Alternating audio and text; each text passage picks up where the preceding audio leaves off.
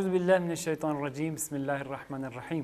السلام علیکم ناظرین کرام، پروگرام تربیت کے ساتھ آپ کا میزبان مبشر موسوی آپ کی خدمت میں حاضر ہے۔ ناظرین کرام، جیسا کہ آپ جانتے ہیں کہ تربیت کے حوالے سے ہم مختلف پروگرام لے کر آپ کی خدمت میں حاضر ہو رہے ہیں۔ پہلے بھی 2 پروگرام کر چکے ہیں اور انشاءاللہ یہ تسلسل باقی رہے گا۔ تربیت کیا ہے؟ قرآن مجید میں سورہ تحریم کی جو 6 آیت ہے وہاں پر خداوند متعال فرماتا ہے کہ اپنی تربیت کرو تاکہ تم جہنم سے بچ سکو، ذلت سے بچ سکو اور پستی سے بچ سکو اور اس مقام تک پہنچ سکو، اس کمال تک پہنچ سکو۔ اور آگے فرماتے ہیں کہ اپنے ارد گرد کے جو لوگ ہیں ان کی بھی تربیت کرو اور ان کو بھی جہنم کی آگ سے بچاؤ، ان کو بھی ذلت اور پستی سے بچاؤ اور ان کو بھی کمال تک پہنچاؤ۔ اب امام جعفر صادق علیہ السلام سے ابو بصیر جو ان کے صحابی ہیں وہ پوچھتے ہیں کہ اس ارد گرد کے جو ہمارے لوگ ہیں، جو اہل و عیال ہیں، ان کی تربیت کیسے کی جائے؟ تو امام فرماتے ہیں کہ ان کی تربیت آپ اس طرح سے کر سکتے ہیں، ان کو نیک کام کی طرف دعوت دیں، ان کو اس کام کی طرف دعوت دیں جو خدا نے پسند کیا ہے اور ان کو اس کام کی طرف منع کریں جو خدا نے ناپسند کیا۔ اب اس آیت کے لب و لہجے سے ہمیں معلوم ہوتا ہے کہ جو تربیت ہے یہ امر ضروری ہے، واجب ہے۔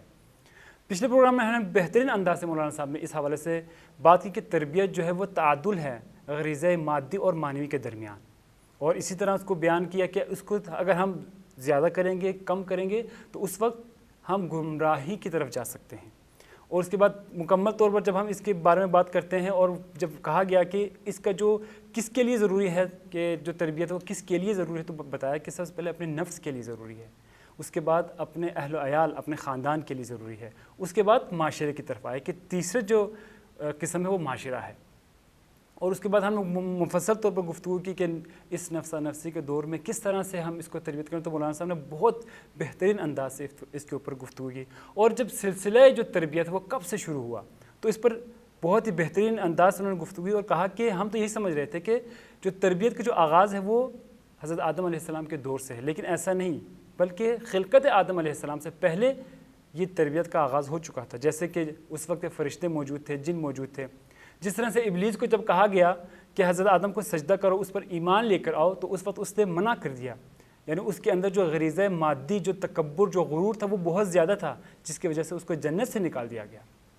اور اسی طرح آیا تربیت کسی دین کے لیے پیروی ضروری ہے، اس حوالے سے بھی گفتگو ہوئی۔ اور اہم بات جو سب سے اہم گفتگو کی گئی جس میں ہم نے کہا گیا کہ آیا جب کوئی شخص کوئی کام کرتا ہے تو اس کے والدہ کے اوپر اس کا الزام ٹھہرا دیا جاتا ہے کہ اس کے والد میں دودھ کا اثر ہے، تو والد کی طرف نسبت نہیں دیتے۔ تو اس پر بھی مولانا صاحب نے بہترین انداز سے بیان کیا، کہا کہ جب 9 مہینے وہ بچہ ماں کی پیٹ میں ہے اور اس کے بعد جب بچہ دنیا میں آتا ہے 2 سال تک اس کو دودھ دیا جاتا ہے، یہ پورا عرصہ جو ہے وہ تربیت کا ہے۔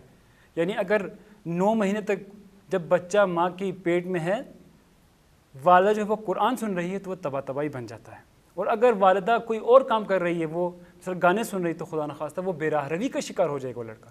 تو آج بھی ہمارا موضوع یہی ہے، اسی حوالے سے ہم گفتگو کریں گے۔ جو آج ہمارا موضوع ہے وہ درست تربیت کا قرآنی اسلوب۔ اسی سلسلے میں آج ہمارے ساتھ گفتگو کرنے کے لیے بھی موجود ہیں حجت الاسلام والمسلمین شیخ ڈاکٹر محمد علی فضل صاحب۔ السلام علیکم وعلیکم السلام ورحمۃ اللہ۔ بہت بہت شکریہ کہ آپ تشریف لائے۔ جیسے کہ آپ جانتے ہیں کہ ہمارا وہی جو تربیت کا جو سلسلہ وہ جاری ہے۔ یہاں پر بہت اہم بات جس طرح آپ نے پہلے بتایا، جب ایک انسان جو ہے وہ انفرادی طور پر یا خاندانی طور پر یا معاشرے کا وہ حصہ ہے، جب وہ معاشرے کا حصہ ہے تو ضروری ہے تربیت، یعنی تربیت جو ہے وہ واجب ہے۔ اب یہاں پر خداوند متعال کا انداز کیسا ہے تربیت کے حوالے سے؟ اعوذ باللہ من الشیطان الرجیم، بسم اللہ الرحمن الرحیم، وبہ نستعین وہو خیر الناصر ومعین۔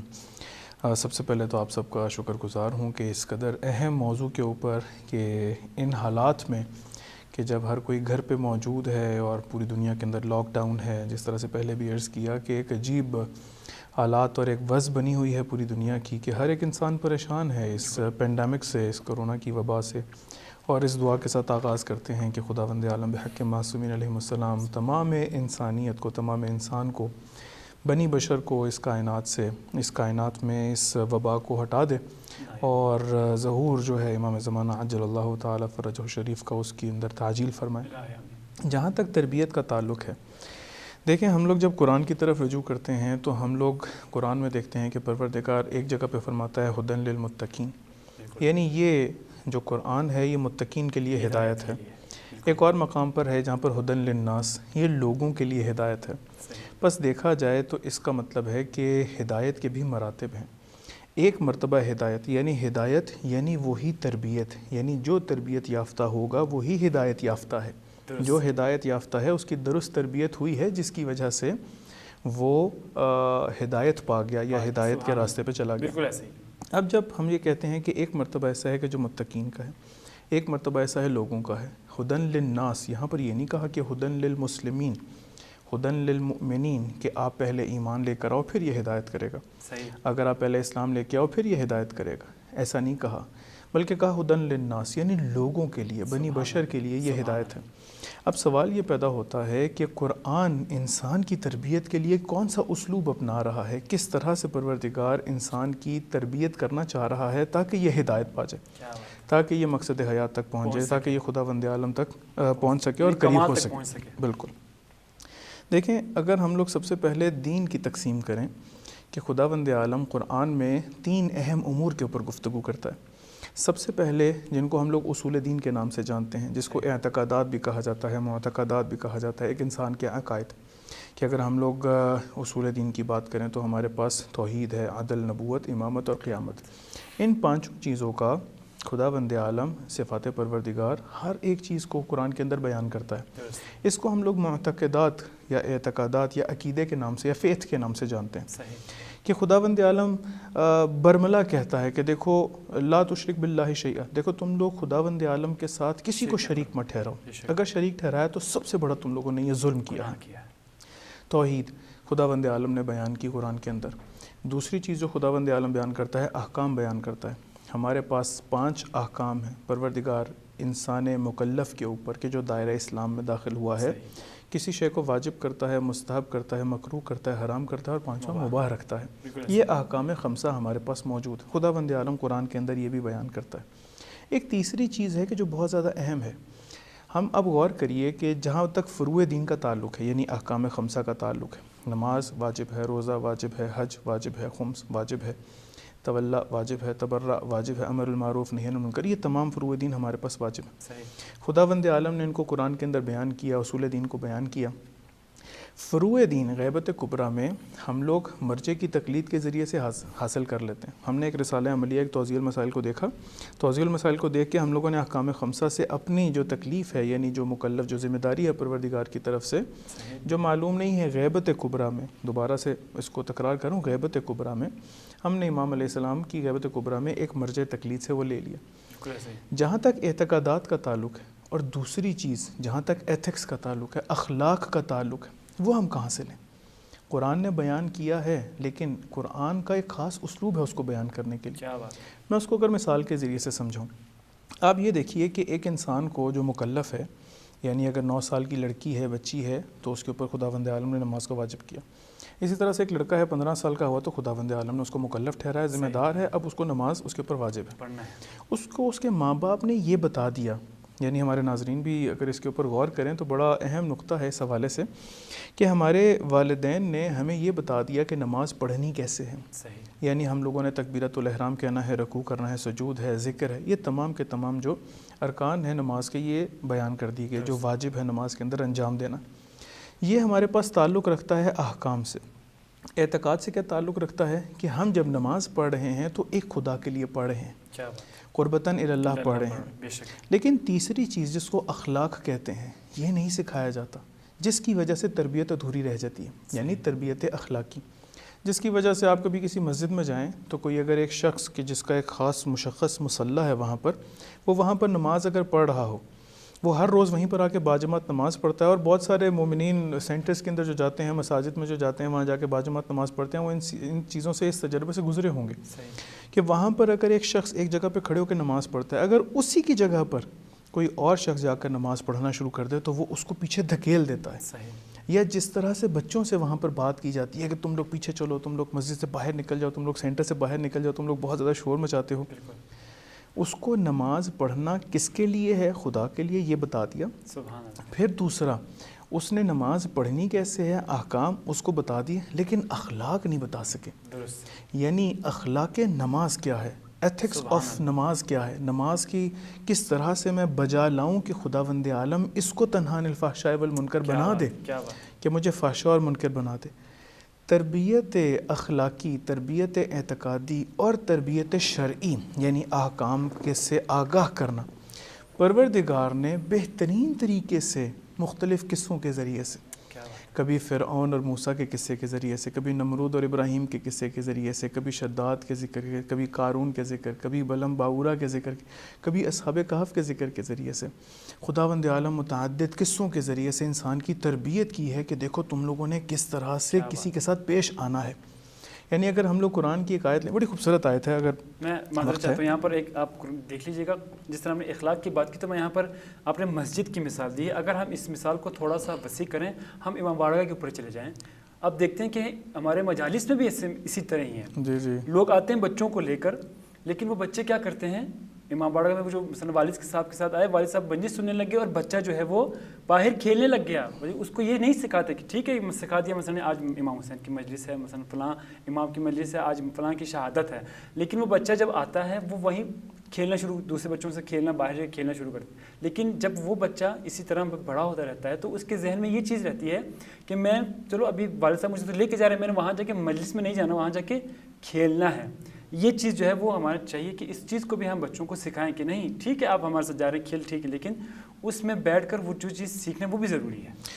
اچھی بات کی ہے، لیکن انشاءاللہ تعالی اگر ہمیں خداوند عالم نے موقع دیا تو تربیت اولاد کے عنوان سے جو پروگرام کریں گے اس حوالے سے اس کے اندر اس کو تفصیلی بیان کریں گے۔ دیکھیں ہم لوگ بعض اوقات اپنی اولاد کو، اپنے بچے کو کہ جس کا سن اس وقت 5 سال ہے، 4 سال ہے، 6 سال ہے، اس قد سے کہ وہ ذکر سید الشہداء کو سنیں، وہ امام بارگاہ میں چلے جائے اور ذکر سید الشہداء، ذکر کربلا تاکہ اس کے کانوں میں پڑتا چلا جائے۔ لیکن سوال یہ ہے کہ کیا آیا ہم لوگ اس کے اوپر کسی بھی صورت میں جبر کر سکتے ہیں؟ سوال یہ ہے کہ کیا آیا ہم اس کو ڈانٹ سکتے ہیں کہ نہیں بھائی تم نے ضرور یہاں پر بیٹھنا ہے اور یہاں پر تم نے فکس ہو کے بیٹھنا ہے؟ یعنی شریعت اس حوالے سے ہمیں کیا کہتی ہے، یہ بڑا اہم نقطہ ہے۔ یعنی ہم لوگ، آپ غور کریے کہ بعض اوقات انسان اگر کسی بھی چیز سے چڑ جائے، جب چڑ جاتا ہے تو اس کو صحیح طریقے سے پھر انجام نہیں دیتا، اگر انجام دیتا ہے تو کسی زبردستی کی وجہ سے انجام دیتا ہے۔ وہ جو شوق وہ جو شوق اور رغبت ہے نا، وہ رغبت اس کے اندر نہیں پائی جاتی۔ اچھا، اس رغبت کو ایجاد کرنے کا بھی طریقہ ہمارے پاس موجود ہے اور ہمارے ہی اس اسلوب کی وجہ سے وہ رغبت ختم ہو جاتی ہے۔ اسی لیے ذکر کیا کہ قرآنی اسلوب کیا ہے۔ کیا بات ہے! یعنی ہمارا ایک اسلوب ہے، میں کہتا ہوں بچے کو کہ زبردستی ہمارے ساتھ ضرور وہ مسجد میں جائے، ضرور وہ امام بارگاہ میں جائے، ذکر سید الشہداء کو سنے، ہمارے ساتھ ڈانٹ کے لے کے جاتے ہیں، اس کو ساتھ بٹھاتے ہیں وہاں پر، اور عموماً اس کے اوپر تہدید کی جاتی ہے، تھریٹ کیا جاتا ہے بچے کو، اگر تم نے نہ کیا تو تمہیں مار پڑے گی، اگر تم نے اس طرح سے کیا، یا کسی لالچ کے ساتھ اس کو لے کے جا رہے ہوتے ہیں۔ یعنی پرورشی طریقہ یہ نہیں ہے کہ آپ ایک بچے کو کسی بھی تبرک یا کسی بھی دوسرے لالچ کے اندر اس کو وہاں پر لے جائیں، بلکہ وہ جو سید الشہداء کی محبت ہے اس کے دل میں جگائی جائے، وہ خود سے وہاں پر کھینچا چلتا ہے۔ یہ کس طرح سے ہوگا؟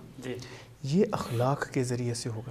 میں جو آیت آپ کی خدمت میں عرض کرنا چاہ رہا تھا، آپ غور کریے کہ جب حضرت موسیٰ علیہ السلام مدین سے واپس جا رہے ہیں اور راستے میں خداوند عالم نے ان کو پیغام دیا اور کہا کہ جاؤ اور فرعون کے پاس جا کر اس کو بتاؤ کہ ایک خدا ہے، اور یہ تمام آیات جو سورہ طٰہٰ کے اندر موجود ہیں، سورہ طٰہٰ کی 43 نمبر آیت میں خداوند عالم فرماتا ہے حضرت ہارون اور حضرت موسیٰ علیہ السلام سے کہتے ہیں اذهبا الی فرعون انہ طغی، اے موسیٰ و ہارون آپ دونوں فرعون کے پاس جائیں کہ یہ طاغوت ہو گیا، اور ہم نے قبل پروگرام کے اندر بیان کیا کہ طاغوت سے مراد کیا ہے، انہ طغی کہ یہ طاغوت ہو گیا، فرعون طاغوت ہو گیا۔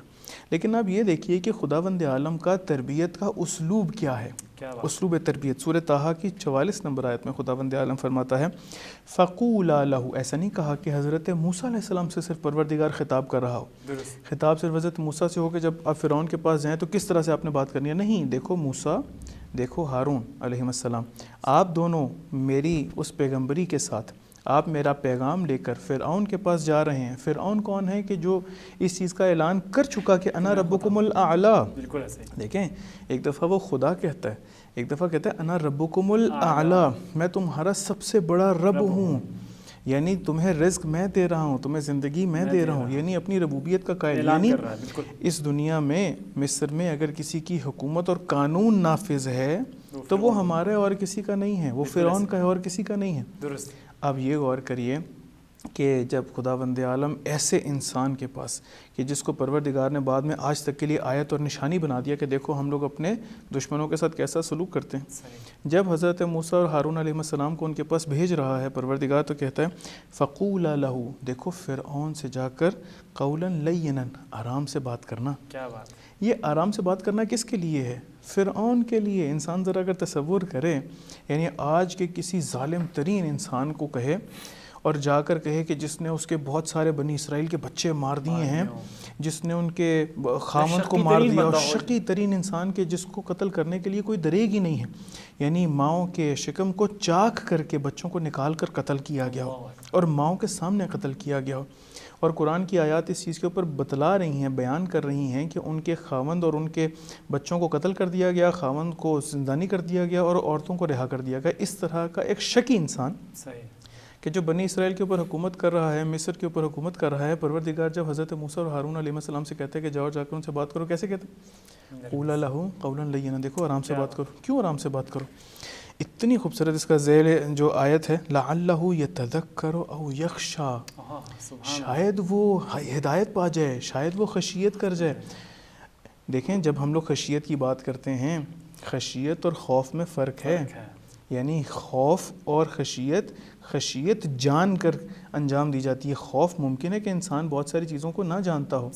یعنی اگر ہم لوگ کسی ایک چیز سے خوف زدہ ہیں لیکن اس کے مضرات سے، اس کے ضرر سے، اس کے نقصان سے ہم لوگ واقف نہیں ہیں، اگر پھر بھی انسان ڈرتا ہو تو ممکن اس کو خوف کہا جائے. لیکن جب خشیت کی بات ہوئے گی تو جان کر ہوگی.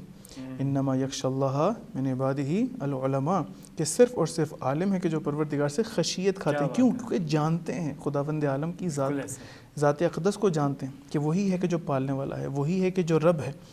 اب جب پروردگار حضرت موسیٰ اور حضرت ہارون علیہ السلام کو ان کے پاس بھیج رہا ہے تو کیا کہہ رہا ہے کہ جا کر اس سے آرام سے بات کرنا، شاید وہ تذکر پا جائے، شاید وہ ہدایت پا جائے. یہ قرآن کا اسلوب ہے تربیت کرنے کا. یہ قرآن کا طریقہ ہے کہ کس طرح سے تربیت کی جاتی ہے. میں اگر اپنے بچے کو مسلسل ڈانٹتا رہوں گا، میں اگر اپنے بچے کو مسلسل کہتا رہوں گا کہ نہیں تمہیں زبردستی یہ کام انجام دینا ہے، تمہیں زبردستی یہ سارے اعمال انجام دینے ہیں، تمہیں ضرور نماز پڑھنی ہے، تمہیں نہیں، میں جب تک اس کے لیے خود سے الگو نہ بن جاؤں، میں خود سے اس کے لیے نمونہ نہ بن جاؤں. رسول خدا ختم مرتبت محمد مصطفیٰ صلی اللہ علیہ وآلہ وسلم نے بھی جو تربیت کا آغاز کیا ہے، 40 سال کی عمر میں رسول خدا کی جو عمر شریف ہے، بعثت ہے، 40 سال کی عمر میں اگر بعثت شریف ہے رسول خدا کی، اس سے پہلے جب تربیت کا آغاز کرنا ہے تو سب کے سب کہتے ہیں کہ یہ صادق اور امین ہے. کیا بات ہے، کیا بات ہے. ابھی کسی سے ذکر نہیں کیا، بالکل سب کہتے ہیں یہ صادق اور امین ہے، یہ سچے ہیں اور امانت دار ہیں اپنے اعمال کی وجہ سے. احسنت، یعنی خود سے اپنے آپ کو تمام انسانوں کے لیے نمونہ بنایا، کہا کہ یہ انسان جھوٹ نہیں بول سکتا. بالکل ایسے. پھر اس کے بعد اس چوٹی پر جا کر کہا کہ اگر میں کہوں کہ پیچھے سے کوئی لشکر آ رہا ہے اور تم لوگوں پر حملہ کرے گا تو مانو گے؟ کہا ہاں بالکل مانیں گے، چونکہ آپ صادق ہیں، آپ جیسا سچا کوئی نہیں ہے. بالکل ایسے. کفار اپنی امانتیں رسول خدا کے پاس رکھیں، یعنی شب ہجرت بھی رسول خدا اپنی جو امانتیں کفار نے جمع کرائی ہیں وہ امیر المومنین علیہ السلام کے سپورٹ کر کے آئے. بالکل ایسے. یعنی اس قدر کہ وہی کفار ان کے اوپر حملہ ور ہو رہے ہیں، وہی کفار ان کی جان کے در پہ ہیں، قتل کرنا چاہتے ہیں، لیکن امین دیکھیں، امانت داری دیکھیں کہ امیر المومنین علیہ السلام کے سپورٹ ان تمام کفار کی بھی امانتیں کر کے آتے ہیں کہ دیکھیے آپ ان کو سب کو واپس لوٹا کر پھر آپ آ کر مدینے میں یثرب میں ہمارے ساتھ آ کر ملحق ہوئیے گا. کیا بات ہے، کیا بات ہے. یعنی رسول خدا بھی تب تک مدینہ میں داخل نہیں ہو رہے. مسجد قباء نشانی ہمارے پاس آج تک موجود ہے. ہمارے پاس قرآن کا اسلوب ہے ہدایت کا، ہمارے پاس قرآن کا طریقہ ہے ہدایت کا کہ کس طرح سے قرآن ہدایت کرتا ہے، قرآن کس طرح سے خداوند عالم انسان کو آ کر بیان کرتا ہے کہ دیکھو اگر تمہیں کسی کی تربیت کرنی ہے تو سکون سے کرو، اگر تمہیں کسی کی تربیت کرنی ہے تو آرامش سے کرو، اگر تمہیں کسی کی تربیت کرنی ہے، کسی کو ایسے مقام تک لے جانا ہے تاکہ وہ سمجھ سکے اپنی زندگی کو، مقصد حیات کو سمجھ سکے، تو یہ طریقہ ہے کہ ملائمت کے ساتھ، آرامش کے ساتھ کسی سے بات کرو. واہ، بہت بہترین انداز سے ماشاءاللہ بیان کر رہے ہیں. ایک چھوٹا سا وقفہ لیتے ہیں انشاءاللہ. ناظرین کرام ایک چھوٹا سا وقفہ لیں گے، انشاءاللہ وقفے کے بعد دوبارہ آپ کی خدمت میں حاضر ہوں گے.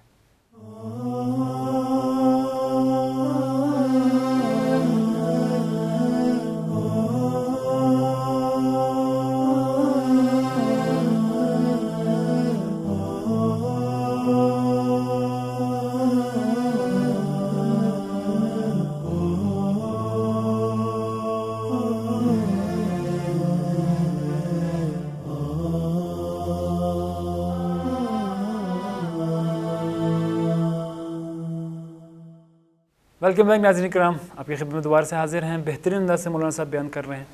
مولانا صاحب یہاں پر آپ نے کہا کہ جب ہم کسی سے بات کرتے ہیں تربیت کے حوالے سے آہستہ کی جائے، مطلب اس کو آہستہ آہستہ اس تربیت کے لیے بلایا جائے یا جس طرح صحبت کی جائے یا بات کی جائے. تو اب یہاں پر ہم بعض لوگوں کو دیکھتے ہیں، ہم مثلاً طور پر قرآن میں آپ نے کہا، یا مثلاً ابھی ہم کسی سے بات کرتے ہیں لیکن وہ ہماری بات کو سمجھ نہیں سکتا، یا مثلاً وہ اونچی آواز سے بات کرتی ہے، یعنی وہ اخلاق نہیں ہے، اس کے بد اخلاقی ہے. وہ کیا آیا اس تربیت میں صحبت کا کوئی اثر ہے؟ جی کیوں نہیں، بہت بہت گہرا اثر ہے. یعنی سب سے بڑا شاید اگر کہا جائے تو اسی صحبت کا اثر ہے. یعنی صحبت سے مراد یہ ہے کہ جہاں پر انسان کسی دوسرے انسان سے، جہاں پر انسان کسی دوسری شے سے، جہاں پر انسان کسی دوسرے وجود سے، یعنی اس سے اس قدر متاثر ہو جائے کہ اس کے قریب ہو جائے، اس کے صاحب ہو جائے. اس کے صاحب سے مراد یہ کہ ساتھ ساتھ اس کے ساتھ ساتھ ہونا شروع ہو جائے. صحیح. یہ صحبت کہلائے گی. اچھا، صحبت کا اس قدر گہرا اثر ہے کہ انسان تصور نہیں کر سکتا. ایک اچھی بڑی مثال ابھی میں کچھ دیر پہلے دیکھ رہا تھا کہ ایک شخص نے بورڈ کے اوپر، ایک موٹیویشنل اسپیکر تھا، تو اس نے ایک بورڈ کے اوپر 1 اور آگے 3 لکھ دیا، لیکن 1 اور 3 کو ساتھ ملا کے لکھا. صحیح. تو اپنی ساری آڈینس سے پوچھا کہ اچھا بتاؤ کہ یہ 1 اور 3 جو میں نے لکھا ہے کیا ہے؟ صحیح. تو کسی دوسرے نے بتایا کہ یہ 13 لکھا ہے. صحیح. یعنی 1 اور 3 13 ہوگا. صحیح. ایک اور آڈینس میں سے ایک بندہ کہتا ہے، اس کے جو آگے جو مجمع بیٹھا ہے اس میں سے کہتا ہے یہ بی لکھا ہے. کیونکہ بی بھی ویسے لکھا جاتا ہے کہ ایک 1 ڈال کر آگے 3 کی طرح، تو وہ بی بن جاتا ہے. کہتا ہے دیکھیں اب آپ دونوں جو ہیں، اب آپ سارے جو ہیں اس کے اندر مشوش ہیں کہ یہ پتہ نہیں 13 لکھا ہے، یہ پتہ نہیں بی لکھا ہے، کیا لکھا ہے. صحیح. اس کے بعد وہ اسکرین کے اوپر اس 1 سے پہلے اے لکھ دیتا ہے اور اس کے بعد 3 کے بعد سی لکھ دیتا ہے. کہتے ہیں ابھی بھی آپ لوگوں میں سے کوئی شک کر سکتا ہے کہ یہ 13 لکھا ہے؟ کہتے ہیں ہم میں سے کوئی شک نہیں کر سکتا. ابھی سب کو یقین ہے کہ یہ بی لکھا ہے. بالکل ایسے. پہلے سب شک کر رہے تھے کہ یہ پتہ نہیں 13 ہے یا یہ پتہ نہیں بی ہے، لیکن جیسے ہی اس سے پہلے اے اور بعد میں سی لکھ دیا گیا تو صحبت کا اتنا شدید اثر ہو گیا کہ انسان کو یقین ہو گیا کہ یہ 13 نہیں ہے، یہ بی ہی ہے. اسی وجہ سے ایک انسان اگر مختلف جگہوں پہ جا کے مختلف روپ کے ساتھ بات کرتا ہے، ہم لوگ دیکھتے ہیں معاشرے میں بہت سارے ایسے افراد موجود ہیں کہ جو باہر اگر کسی دوست سے بات کرتے ہیں تو آرام سے بات کرتے ہیں، لیکن جب واپس گھر آتے ہیں تو اپنی اولاد سے بہت سختی سے بات کرتے ہیں. فیملی کے ساتھ ایک عجیب قسم کا ان کا ریلیشن ہوتا ہے. اپنی زوجہ کے ساتھ ممکن ہے کہ وہ بدسلوکی بھی کریں اور اونچی گفتار اور اونچی آواز میں بات بھی کریں. اسی طرح سے اپنے والدین کے اس طرح سے حقوق ادا نہ کریں، ان کا خیال نہ رکھیں. لیکن باہر جب اپنے دوستوں کے ساتھ جاتا ہے تو وہ بہت اپنے درست طریقے سے ان کے ساتھ پیش آتا ہے. بلکہ کچھ لوگ ایسے ہیں کہ جیسے ہم نے کہا کہ گھر میں آ کر وہ بد اخلاق ہیں، لیکن باہر وہ کہتے ہیں کہ ماشاءاللہ کتنی اچھی تربیت کی کے والدین، مشہور ہے، وہ معروف ہو جاتا ہے. یہ ساری بات کیا ہے؟ یہ انسان کے اندر ایک ایسا نفس موجود ہے، ایک ایسا شخص موجود ہے کہ جو اس کو کہتا ہے کہ دیکھو جب تم باہر جا رہے ہو، چونکہ ان سے تمہیں کام ہے، ان کے ساتھ مفادات وابستہ ہیں، اس لیے جب ان کے ساتھ بات کرو گے تو آرام سے بات کرو، ان سے بات کرو گے تو تم سختی سے بات کر سکتے ہو چونکہ یہ تمہارے ماتحت ہیں. یہ ساری کی ساری چیز اس کی صحبت اس کو بتا رہی ہے، اس کے دوست بتا رہے ہیں. یہ ساری کی ساری بات بتا رہی ہے کہ کس طرح سے اس کی ماں باپ نے اس کی تربیت کی ہے ڈبل سٹینڈرڈز کے ساتھ. صحیح. جب ڈبل سٹینڈرڈز کے ساتھ تربیت کی ہے تو وہ تمام اپنی صحبت اور تمام اپنے ساتھیوں کو بھی ویسا ہی بنانا شروع کر دے گا. صحبت اس قدر اہم ہے کہ ہم نے کئی انبیاء، خداوند عالم قرآن کے اندر کئی انبیاء کے بچوں کا ذکر کرتا ہے. خاص طور پہ حضرت نوح علیہ السلام کا تو بہت ہی معروف ہے. یعنی حضرت نوح علیہ السلام کے نبی کا بچہ ہے، 950 سال مسلسل تبلیغ کرتے ہیں، 2500 سال کی زندگی ہے. چند افراد جو ہیں وہ ان کے اوپر ایمان لے آتے ہیں. اس کے بعد وہ سارا بہرحال کشتی بنانے کا واقعہ موجود ہے. سارا اس کشتی کے بعد وفارت تنور، قرآن میں خداوند عالم فرماتا ہے کہ تنور میں سے پانی آنا شروع ہو گیا، اوپر سے بارش برسنا شروع ہو گئی. لیکن جب پانی اوپر آنا شروع ہوا تو حضرت نوح علیہ السلام نے اپنے بیٹے کو بلایا اور کہا کہ دیکھو کشتی پر سوار ہو جو، آج جو کشتی پر سوار ہوگا وہی بچ جائے گا. بچہ آگے سے کیا کہتا ہے؟ سآوی الی الجبل. سورہ ہود کے اندر خداوند عالم نے اس واقعے کو نقل کیا ہے. میں پہاڑ پہ چڑھ جاؤں گا اور اس سے جو ہے نا یاسمونی، وہ مجھے بچا لے گا، پہاڑ مجھے بچا لے گا. حضرت نوح نے 950 سال کی تبلیغ کے بعد کی بات ہے، حضرت نوح علیہ السلام نے اپنے بیٹے سے کہا کہ آپ آ جائیے، آج آپ کو کوئی محفوظ نہیں رکھ سکتا، آپ کو کوئی نہیں بچا سکتا مگر یہ کہ جس پہ خداوند عالم اپنی رحم کرے. لیکن غرق ہوتے دیکھتے رہے. خداوند عالم سے کہا بھی، پروردگار کہتے ہیں یہ تمہارے اہل میں سے نہیں تھا. صحیح. یعنی حضرت نوح علیہ السلام کی اولاد بھی ہو اگر اس کی صحبت کسی ایک مقام پر درست نہ ہو تو اس سے مطلب یہ ہے کہ انسان کو اس کی صحبت بہتر بنانی ہے، اور اس کی صحبت کی وجہ بھی بہت حد تک ممکن ہے کہ ان کی والدہ کی وجہ سے ہو، کہ جنہوں نے ان کا خیال نہیں رکھا یا جنہوں نے ان کی اس طرح سے درست تربیت نہیں کی۔ یہاں پر ایک سوال چھوٹا سا صحبت کے حوالے سے گفتگو کر رہے ہیں کہ مثلا ہم نے کہا کہ صحبت کی وجہ سے یہ تو بچہ جو ہے خراب ہو جاتا ہے، جیسے ابھی آپ دیکھیں کہ فرعون والا، آپ دیکھیں فرعون واقعہ بھی ہے، ان کی جو زوجہ ہیں، خود فرعون اتنا بڑا مشرک ہے، خود اعلان کر رہا ہے میں رب ہوں، پتہ نہیں کیا کیا کیا کچھ اس نے کہا، لیکن اب ان کی زوجہ کو دیکھیں وہ بالکل ان کے برعکس ہے، لیکن وہاں پر بھی تو صحبت کا اثر نہیں، کیوں وہاں پر کیوں اثر نہیں ہوا؟ دیکھیں یہ صحبت کا اثر بہت سارے مقامات پہ ہم لوگ دیکھ سکتے ہیں، یعنی رسول کی صحبت کا اثر نہیں ہوا بہت سارے مقامات پہ۔ کیا بات ہے، تو اس حوالے سے آپ صحبت دیکھیں، ہم لوگوں نے جب پہلے کہا نا کہ قابل اور فاعل کی بحث ہم لوگوں نے اپنی عرض کی کہ وہ فاعل کی فاعلیت میں مسئلہ نہیں ہے، قابل کی قابلیت میں مسئلہ ہے۔ درست۔ حضرت آسیہ کا جو ہم نے آپ کی خدمت میں عرض کیا، وہ اس فرعون کو ظالم سمجھ گئی تھیں، بالکل ایسے جب ظالم سمجھ گئی تھیں اور مظلوم کی حمایت کر رہی تھیں، اس مقام پر خداوند عالم نے ان کی ہدایت کر دی۔ سبحان اللہ۔ یعنی صحبت اس طرح سے کہ جہاں پر انسان کسی سے متاثر ہو جائے، ہم نے پہلی خدمت کی، حضرت آسیہ تو متاثر نہیں ہو سکتی، بہت سارے لوگ رسول سے متاثر نہیں ہو سکتے، بالکل ایسے، بہت سارے لوگ امیر المومنین اسلام سے متاثر نہیں ہو سکے، لیکن جنہوں نے تاثر لیا اور اطاعت کی ہے، تاریخ میں ان کا نام سلیمان محمدی ہے، کیا بات ہے، تاریخ میں ان کا نام ابو ذر غفاری ہے، تاریخ میں ان کا نام مقداد ہے، تاریخ میں ان کا نام مالک اشتر ہے، تاریخ میں ان کی یہ سارے تاریخ میں ان کے نام ہیں، بالکل ایسے کہ جو امیر المومنین السلام کے ساتھ رہے ہیں۔ ایسی صحبت امیر المومنین السلام کی کہ جو اطاعت کے اندر تبدیل ہو گئی۔ سبحان اللہ۔ اسی طرح سے صحبت کہ جہاں پر انسان تأثر لینا شروع کرتا ہے، اثر لینا شروع کرتا ہے، اور اس قدر اثر لیتا ہے کہ ویسا ہی ہونا شروع ہو جاتا ہے۔ اب ہمارے پاس بہت سارے ایسے لوگ بھی ہیں کہ جو کسی کی صحبت اختیار ہی اس وجہ سے کرتے ہیں تاکہ اس پر اثر انداز ہو کر اس کی ہدایت کر سکیں۔ بالکل ایسے ایسا نہیں ہے کہ اب امیر المومنین علیہ السلام کو رسول خدا نے بھیجا یمن تبلیغ کے لیے تاکہ وہاں پر جا کے کچھ عرصہ رہیں۔ اب جب وہاں جا کے کچھ عرصہ رہے، انہوں نے دیکھا کہ امیر المومنین علیہ السلام سارے کے سارے شگفتہ ہو گئے امام علیہ السلام کے، ان کی صحبت میں آگے، ان کی اتباع کرنے لگے۔ حضرت سلیمان محمدی کو والی بنایا گیا مدائن کا، جب مدائن میں تشریف لے گئے تو کس طرح سے لوگوں نے دیکھا کہ وہ بغیر کسی پروٹوکول کے اپنی سواری کے اوپر کہا کہ مجھے قصر نہیں، دارالعمارہ نہیں، مجھے مسجد کا راستہ دکھاؤ کہ میں مسجد میں جا کے رکوں۔ کیا بات۔ خداوند عالم نے ان کے وسیلے سے کس طرح سے مدائن کو باقی رکھا اور مدائن کو موالیان حیدر کرار بنا گئے وہ۔ یعنی آپ یہ غور کریں کہ امام حسن مجتبی علیہ السلام کے دور میں جب ان کی جنگ ہوئی امیر شام کے ساتھ، تو وہ محفوظ ترین مقام کہ جہاں امام علیہ السلام سمجھتے تھے کہ میں یہاں جا کے محفوظ ہو سکتا ہوں، مدائن تھا۔ بالکل ایسے کہ جہاں پر مختار ثقفی کے چچا وہاں پر والی تھے، امام علیہ السلام وہاں پر گئے ہیں، وہاں پر اپنے آپ کو جا کے محفوظ سمجھے۔ اس کا مطلب پیچھے مقدمہ موجود ہے، حضرت سلیمان محمدی کا مقدمہ موجود ہے۔ بالکل۔ لیکن ایک بات جو بہت اہم ہے اور اس موقع پہ میں اپنے ناظرین کو بھی بہرحال مخاطب کر کے اور آپ کے اس پروگرام کے توسط سے کرنا چاہوں گا کہ ہر زمانے کی صحبت کا انداز تبدیل ہے۔ صحیح۔ ہر زمانے کی صحبت کا انداز کیسے تبدیل ہے کہ پہلے ماں باپ اس چیز پر پریشان ہوتے تھے کہ اگر ہمارا بچہ باہر گیا اور باہر جانے کے بعد غلط صحبت میں پڑ گیا تو اس کی زبان ویسی ہوتی چلی جائے گی، درست ویسی ہو جائے گی زبان۔ ایک بندہ جب کسی بازار میں جاتا ہے، کسی مارکیٹ میں جاتا ہے، اس کی زبان ویسی ہو جاتی ہے۔ وہاں پر اگر بہت سارے لوگ مغالطات بکتے ہیں، بہت سارے لوگ گالیاں دیتے ہیں، تو وہ بھی آہستہ آہستہ سے اسی طرح سے گالی دینے آ جائے گا، ویسے ویسے اس کی روش بنتی چلی جائے گی۔ اگر ایک انسان حسن اخلاق سے پیش آتے ہیں، وہاں پر تمام کے تمام لوگ وہاں پر حسن اخلاق بننا شروع ہو جائے گا۔ اسی طرح سے خواتین یعنی بچیاں اگر اسکول جاتی ہیں، کالج جاتی ہیں، یونیورسٹیز جاتی ہیں، ماحول اور جو ایسی ہے کہ جہاں پر سب بے پردہ ہیں، سب بھی حجاب ہیں، حجاب نہیں ہے ان کا، یہ ان سے اثر لیتی ہے اور آہستہ آہستہ اپنے حجاب کو کم کرتے کرتے بالکل ہی بے حجاب ہو جاتی ہے۔ اگر وہاں پر سب کے سب حجاب ہو، سب کے سب کا حجاب ہو تو یقیناً یہ بھی اثر لے گی اور وہاں پر حجاب کرنا شروع کر دے گی۔ لیکن ابھی زمانہ تبدیل ہے، پہلے بچے باہر جاتے تھے تو ماں باپ پریشان ہو جاتے تھے، اب بچوں کے پاس ڈیوائسز ہیں، بالکل اب بچوں کے پاس موبائلز ہیں، ابھی بچوں کے پاس ٹیبلٹس ہیں، ابھی بچوں کے پاس ابھی کرونا کی وجہ سے تو یہ اور زیادہ شدید تر ہو گیا، بالکل کہ جو کسی کے پاس جب نہیں دینا تھا سب بچوں کو کہتے تھے کہ تم جب بڑے ہوگے، تم 12 سال کے ہوگے، 13 سال کے ہوگے، تب تمہیں ٹیبلٹ لے کر دیں گے، تب تمہیں موبائل لے کے دیں گے، اور ابھی مجبوری بن گیا سب کی کہ موبائل اور ٹیبلٹ لے کے دینا۔ آن لائن کلاسز ہو رہی ہیں ان کی اور یہ سارا سلسلہ ہے، ان کو لیپ ٹاپس کمپیوٹرز وغیرہ لے کے دیے ہوئے، ان کو ٹیبلٹس لے کے دی ہوئی۔ ابھی بچہ اگر کمرے میں اکیلا ٹیبلٹ کے ساتھ موجود ہے تو خوف ہے، بالکل ایسے ہی۔ ابھی بچہ اگر موبائل کے ساتھ اکیلا کمرے میں موجود ہے تو انسان خوف زدہ ہے، گھر سے باہر نہیں ہے۔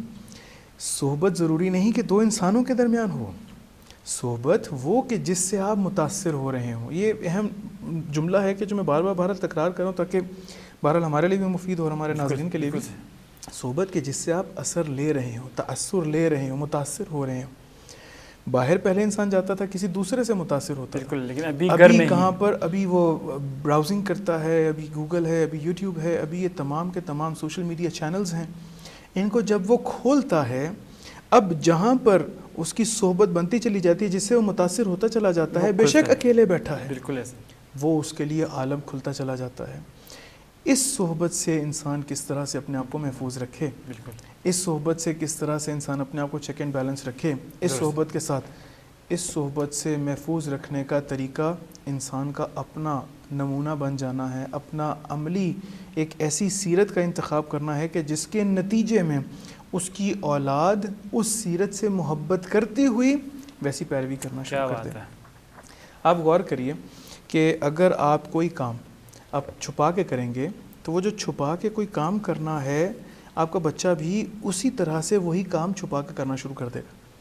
یہ جو اس نے چھپا کے کرنا شروع کیا ہے آپ سے سیکھا ہے اس نے, وہ آپ سے ہی سچائی سیکھ رہا ہے, وہ آپ سے ہی جھوٹ بولنا سیکھ رہا ہے, وہ آپ سے ہی ساری باتیں سیکھ رہا ہے.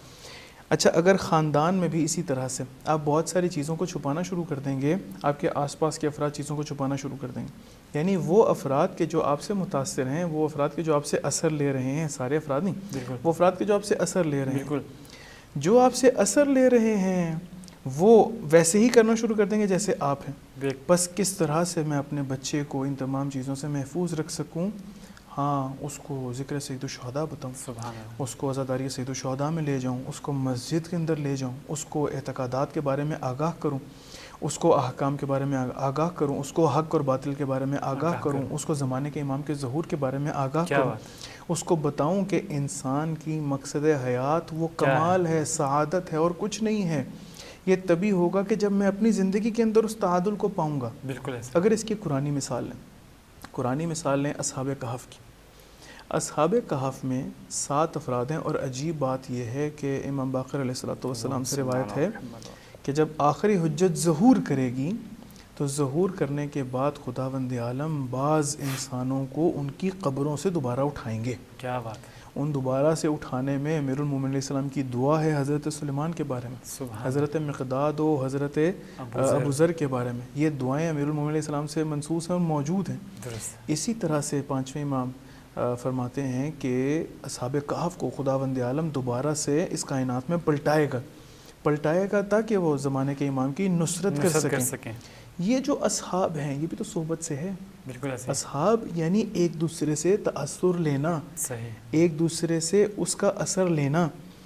اگر ایک شخص اس نے وہاں پر توحید پرستی کی, موحد ہو گیا, ان تمام امور کو چھوڑ دیا, اس نے اپنے ساتھ اپنے جیسے بہت سارے افراد کو تیار کر لیا. بالکل ایسے ہی, بہت سارے اصحاب کو تیار کر لیا. یہ اصحاب کہف ایسا نہیں ہے کہ کسی چیز کو چھپا کے کر رہے ہیں, نہیں, بلکہ لے کے جا رہے ہیں اس مقام تک کہ جہاں پر کوئی اور بھی اگر آنا چاہے تو آ جائے. اور آپ غور کریں کہ ان لوگوں نے اپنی صحبت کا دائرہ کار اتنا وسیع کر دیا کہ ایک شخص کے جو چرواہا ہے وہ چرواہا کہتا ہے کہ کیا ہے میں تمہارے ساتھ آ سکتا ہوں, کیا بات, تم لوگ سارے توحید پرست ہو, کیا ہے میں تمہارے ساتھ آ سکتا ہوں. اور یہ سب لوگ وہ ہیں کہ جو شہزادے ہیں, وہ سارے جو افسوس کے اندر دقیانوس کے سارے وزیر ہیں اور بڑے محلات کے اندر رہنے والے ہیں. بالکل ایسے انہوں نے اس دائرہ کار کو ختم نہیں کیا, اس دائرہ کار کو مکمل نہیں کیا, اس دائرہ کار کو بند نہیں کیا ہے.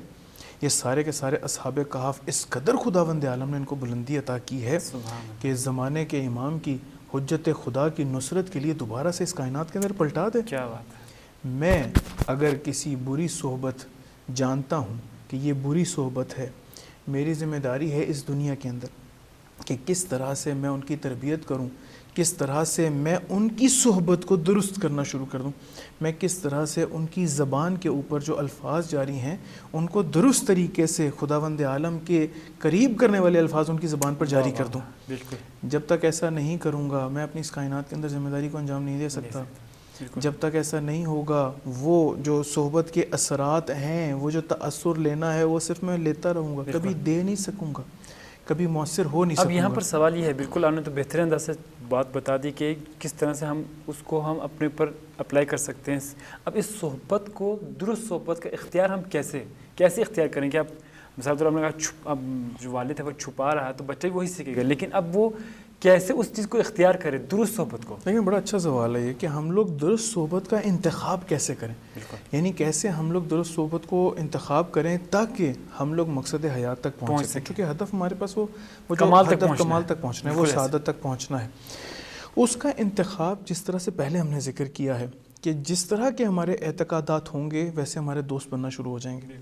آپ غور کریں کہ اگر آپ کسی دو ایسے یا ایک ایسی محفل میں جائیں کہ جہاں پر بہت سارے لوگ بیٹھے ہیں، وہاں پر دیکھتے ہیں کہ کچھ ٹولیاں بنی ہوتی ہیں، کچھ گروہ بنے ہوتے ہیں جو آپس میں بات کر رہے ہوتے ہیں۔ وہ گروہ کبھی پوچھو نا کہ وہ گروہ بنتے کیسے ہیں؟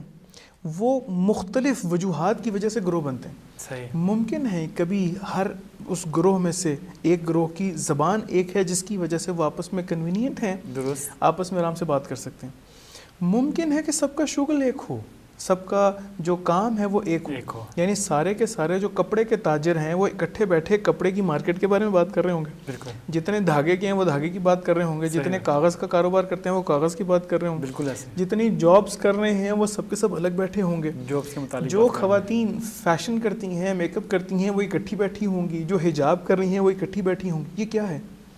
اس کا مطلب یہ ہے کہ جو ان کے اعتقادات ہیں، جو ان کے فیتھ ہیں، اس کو پتہ ہے کہ اگر میں اس طرح کے لوگوں میں بیٹھوں گا، یعنی توجہ طلب بات ہے کہ اگر میں اس طرح کے لوگوں میں بیٹھوں گا تو مجھے فائدہ ہوگا۔ صحیح۔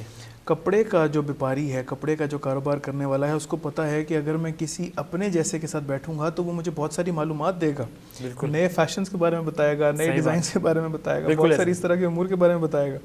اسی طرح سے طلاب کو بھی آپ دیکھ لیں، اگر آپ حوزہ علمیہ میں بہرحال اگر ناظرین میں سے کسی کو توفیق ہوئے تو یہاں پر آ کے کبھی دیکھیں کس طرح سے حوزے کے اندر مختلف بیٹھے ہوتے ہیں۔ وہ کس وجہ سے؟ چونکہ وہ ایک کتاب کا مباحثہ کر رہے ہوتے ہیں، بالکل ایسے وہ ایک کتاب کو پڑھے ہوتے ہیں، وہ کتاب محوری ان کو ایک گروہ بنا دیتی ہے، جمع کر دی، وہ آپس میں اکٹھے بیٹھ جاتے ہیں، چونکہ ان کو پتہ ہے کہ جب ہم ایک دوسرے سے بات کریں گے اس کتاب، اس متن، اس عنوان، اس موضوع کے بارے میں ہمیں فائدہ ہوگا، بالکل ہمارے علم میں اضافہ ہوگا۔ انسان درست صحبت کا انتخاب کیسے اپنے اعتقادات کے ذریعے سے کر سکتا ہے۔ سبحان اللہ۔ یعنی اگر میں توحید پرست ہوں، اگر میں خداوند عالم کی درست عبادت کرنا چاہ رہا ہوں، معاشرے میں مجھے ایسے افراد ملنا شروع ہو جائیں گے کہ جو خداوند عالم کی اس درست عبادت کے لیے کوشاں ہیں، کیا بات، وہی میری صحبت بنتی چلی جائے گی۔ بالکل ایسے۔ اگر میں مادہ پرست ہوں، اگر میں مادیات کی طرف میرا رجحان بہت زیادہ شدید ہے، میرے آس پاس بہت سارے ایسے افراد جمع ہونا شروع ہو جائیں گے کہ جو مادہ پرست ہیں۔ واہ واہ واہ۔ اگر ایک انسان کسی کے حق تلفی کرتا ہے اور حقوق ادا نہیں کرتا، وہ جو حقوق ادا نہ کرنے والے افراد کا ایک گروہ بنے گا اور وہ خاص الگ ہوتے چلے جائیں گے۔ بالکل اسی طرح سے کبھی بھی آپ کسی جو بری زبان استعمال کرتے ہیں ان کی صحبت میں آپ بہت زیادہ شریف النفس اور بہترین زبان والے کو نہیں دیکھیں گے۔ بالکل ایسے۔ میں درست صحبت کا انتخاب کیسے کر سکتا ہوں؟ اپنے اعتقادات کو درست کر کے، سبحان اللہ، اپنے فیتھ کو درست کر کے، اپنی جو نیسیسٹیز ہیں، اپنی جو نیڈز ہیں، جو زندگی میں چاہتا ہوں اپنے اہداف حاصل کرنا، اس کے ذریعے سے۔ صحیح۔ اس کے لیے بڑی خوبصورت ایک مثال ہمارے استاد نے دی تھی۔ بسم اللہ۔ وہ کہتے ہیں کہ انسان کو کیسے پتہ چلے کہ وہ کس طرح کا ہے؟ اعتقاد جو رکھتا ہے، بعض اوقات اس کو پتہ ہی نہیں ہوتا۔ یعنی میں محمد علی، مجھے مثال کے طور پہ پتہ ہی نہیں ہے کہ میں زندگی سے کیا چاہتا ہوں، درست ہے، مجھے یہی نہیں پتا کہ میرے اہداف۔ بہت سے لوگ ایسے ہیں، بہت سے لوگ جو ایسے ہیں، مشوش ہوتے ہیں، بالکل ایسے ہی۔ اچھا وہ کریں کیا؟ ہمارے استاد نے بڑی اچھی مثال دی، انہوں نے کہا خالی کاغذ لیں، خالی کاغذ لے کر اپنی زندگی کی دیرینہ خواہشات کو لکھ دیں، 5 دیرینہ خواہشات کو لکھ دیں۔ یہ 5 دیرینہ خواہشات آپ کو بتا دیں گی کہ آپ کیسے انسان ہیں۔ واہ۔ پہلی خواہش مثال کے طور پہ اگر ہم لوگ قاسم سلیمانی کی بات کریں، شہید قاسم سلیمانی رحمۃ اللہ علیہ، کیا بات، ان کی پہلی درینہ خواہش یہ ہے کہ خداوند عالم مجھے اس کائنات سے پاکیزہ قبول کر، سبحان اللہ، سبحان طہارت کے ساتھ قبول کر، سبحان اللہ۔ یہ پہلی درینہ خواہش ہے۔ خداوند عالم مجھے اس دنیا میں شہادت کے ساتھ سرخرو فرما، واہ واہ واہ، خداوند عالم مجھے اپنے بہترین بندوں میں شمار فرما۔ کیا بات، یہ ان کی جو درینہ خواہشات ہیں یہ بتا رہی ہیں کہ ان کے آس پاس فخری زادے جیسے لوگ ہی ہوں گے۔ کیا بات ہے، بالکل ایسے ہی۔ اب اگر آپ مثال کے طور پہ ٹرمپ کا دیکھیں کہ ٹرمپ کی درینہ خواہشات کیا ہیں، وہ کہے گا کہ مجھے پریزیڈنسی ملنی چاہیے ہے، میرے مال کے اندر اضافہ ہونا چاہیے ہے، میری حکومت میں اضافہ ہونا چاہیے ہے. اب اس کے ارد گرد آپ کو نیتن یاہو جیسے لوگ ہی ملیں گے, بالکل ایسے, اس کے ارد گرد آپ کو کوئی اچھے قسم کے لوگ نہیں مل سکتے ہیں. درست. انسان خالی کاغذ پہ 5 اپنی زندگی کی درینہ خواہشات کو لکھے, خواہشات کو لکھے, جب وہ لکھے گا اس کو پتہ چل جائے گا وہ کیسا انسان ہے. کیا بات ہے. پھر جب اپنے آس پاس افراد کو دیکھے گا تو پھر دیکھ پائے گا کہ ہاں یہ میری صحبت کیسی ہے. بہت بہت شکریہ, بہت بہت شکریہ. وقت دامن گنجائش نہیں, انشاءاللہ سلسلوں کو ہم انشاءاللہ آگے بڑھاتے رہیں گے. انشاءاللہ اگلے پروگرام میں بھی ہم اس پر مفصل طور پر گفتگو کریں گے. آپ کا بہت بہت شکریہ. تو ناظرین کرام, بہترین انداز سے مولانا صاحب نے بیان کیا. دیکھیں کس طرح سے سب سے آخری جو گفتگو کی کہ کس طرح سے انسان اپنے آپ کو اچھے صحبت میں داخل کر سکتا ہے. کاغذ لے لیں, اس پر اپنے خواہشات کو لکھیں اور پھر دیکھیں کہ آپ کس طرف, آیا آپ کی صحبت جو ہے وہ درست ہے یا نہیں ہے, اس سے آپ کو معلوم ہوگا. انشاءاللہ پھر دوبارہ آپ کی خدمت میں حاضر ہوں گے. اس وقت تک کے لیے اپنے میزبان سید مبشر عباس موسوی کو اجازت دیجیے گا. السلام علیکم ورحمۃ اللہ وبرکاتہ.